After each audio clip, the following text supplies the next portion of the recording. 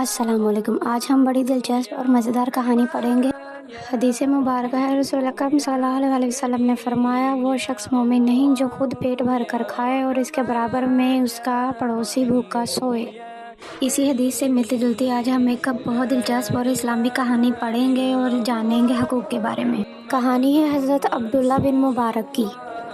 وہ حج پہ جانے کا ارادہ رکھتے تھے اور ان کی خواہش تھی کہ وہ حج کریں اس سال۔ انہوں نے اس کام کے لیے 500 دینار بھی جمع کر رکھے تھے۔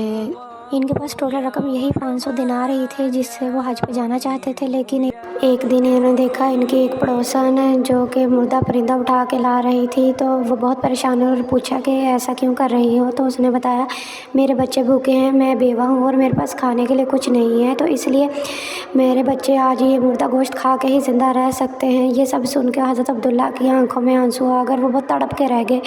انہوں نے سوچا بھی نہیں تھا کہ یہ ان کے ہمسائے میں یہ سب کچھ بھی ہو رہا ہے، تو انہوں نے سوال کیا کہ ان کے پاس جو 500 دینار ہیں وہ ان کے سارے ساتھی حج پہ جا چکے تھے لیکن وہ حج پہ نہ جا سکے، لیکن جب سارے حاجی واپس آئے تو سارے حضرت عبداللہ کو مبارکباد دے رہے تھے اور حاجی حاجی کہہ رہے تھے، لیکن ان سب سے حضرت عبداللہ بہت پریشان ہوئے کہ وہ تو حج پہ گئے ہی نہیں تھے، تو پھر انہوں نے حج کیسے کر لیا۔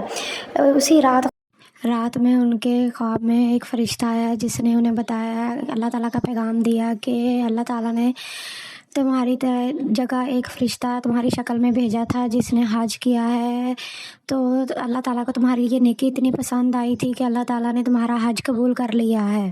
اسی سے ملتی جلتی ایک اور حدیث میں نے آپ کے لیے سامنے رکھی ہے، اور اگر آپ کو میری کہانی اور حدیث اچھی لگی ہو تو پلیز لائک، شیئر اور سبسکرائب کریں تاکہ اسی طرح کی اور احادیث میں لے کے آتی رہوں۔ Thank you.